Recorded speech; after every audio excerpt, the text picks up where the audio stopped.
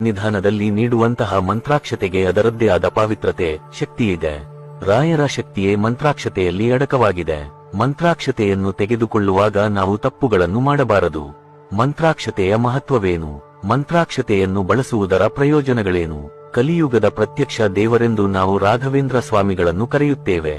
ಬೇಡಿದವರ ಇಷ್ಟಾರ್ಥಗಳನ್ನು ಈಡೇರಿಸಿ ಸಂಕಷ್ಟಗಳನ್ನು ದೂರ ಮಾಡುವವರೇ ಕಲಿಯುಗದ ಕಾಮಧೇನು ರಾಘವೇಂದ್ರ ಸ್ವಾಮಿಗಳು. ರಾಘವೇಂದ್ರ ಸ್ವಾಮಿಗಳ ಮಹಿಮೆ ಹೇಗಿದೆ ಎಂದರೆ, ಇಂದಿಗೂ ಜನರು ದೇವರೆಂದರೆ ತಿರುಪತಿ ತಿಮ್ಮಪ್ಪ, ಗುರುಗಳೆಂದರೆ ಶ್ರೀ ಮಂಚಾಲೆ ರಾಘಪ್ಪ ಎನ್ನುವ ನಾಣ್ಣುಡಿಯಿದೆ. ಎಲ್ಲರನ್ನೂ ಪವಾಡ ಪುರುಷರು ಎಂದು ಕರೆಯಲು ಸಾಧ್ಯವಿಲ್ಲ. ಯಾರು ದೈವಿ ರೂಪದಲ್ಲಿ ಬಂದು ಜನರ ಸಂಕಷ್ಟಗಳನ್ನು ಪರಿಹರಿಸಿ ಬ್ರಹ್ಮಾಂಡದ ಕಲ್ಯಾಣವನ್ನು ಅಪೇಕ್ಷಿ ವರ್ಸುತ್ತಾರೋ ಅವರನ್ನು ನಾವು ಪವಾಡ ಪುರುಷರು, ಮಹಾಮಹಿಮರು ಎಂದು ಕರೆಯುತ್ತೇವೆ.